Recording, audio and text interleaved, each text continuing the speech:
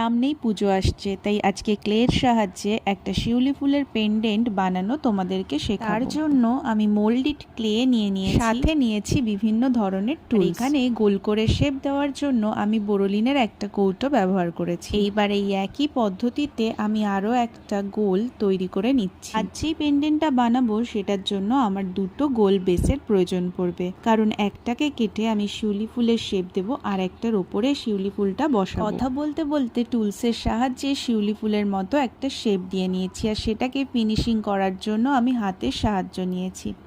এরপর ফেভিকল আঠা দিয়ে ওই আগের গোল বেসটার ওপরে শিউলি ফুলটা বসিয়ে দিয়েছি। কিছুটা ডিটেল অ্যাড করার জন্য ছোট্ট একটা গোল বল নিয়ে মাঝখানে বসিয়ে দিয়েছি। কাজটা যাতে আরো বেশি সুন্দর হয় সেই জন্য কিছু ছিদ্র করে নিয়েছি আর বেসটার একটা অন্যরকম শেপ দেওয়ার চেষ্টা করেছি। এইভাবেই তৈরি হয়ে গেল আমার শিউলি পেন্ডেন্ট। আগেই কালার করে আরো একটা বানিয়ে রেখেছিলাম। দেখে জানিও কাজটা